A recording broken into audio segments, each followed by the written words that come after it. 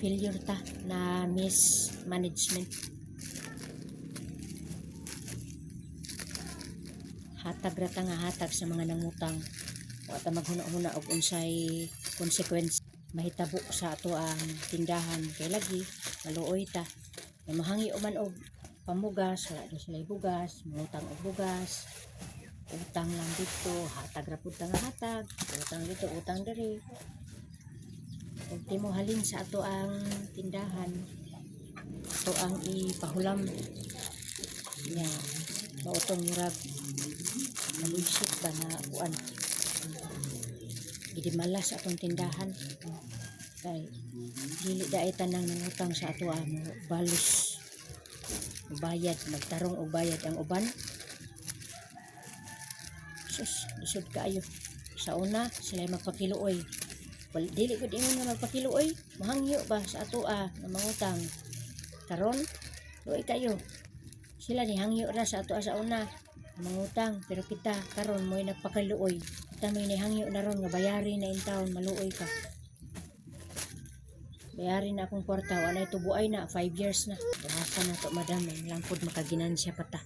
Nasud pud ning magnegosyo tang wa tay ginansya.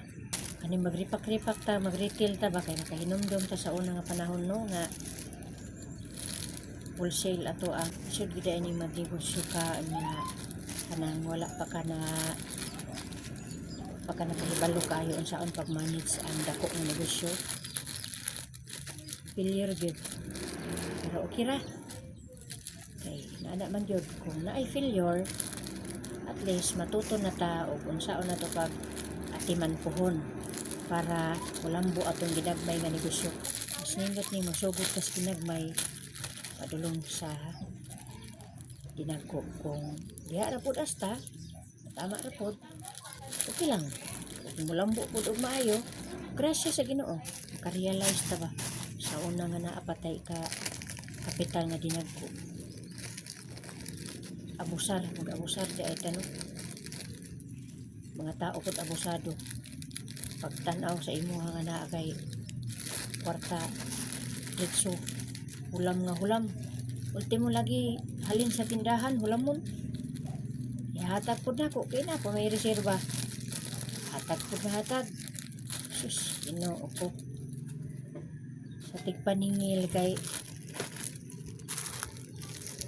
tagwaw naman tagpaningil magpakiluoy in taon sa ilaha Ginoo. Pero sige lang kay kalian pohon makakwarta na sila, makahuna-huna ra pud na sila og bayad sa ato grasya sa Ginoo na lang pud. Imot naman ta diri nagripak ra man unta tag bulinaw di ba kay say manggod makahinumdum ta ba nga ang hinaguan nato ilaharang gibinuangan ang ato unta paghangyo nila wa man unta ta ni dili ni hatag man unta ta dayon kay lagi hinahanglan sila itabang ra pud ta karon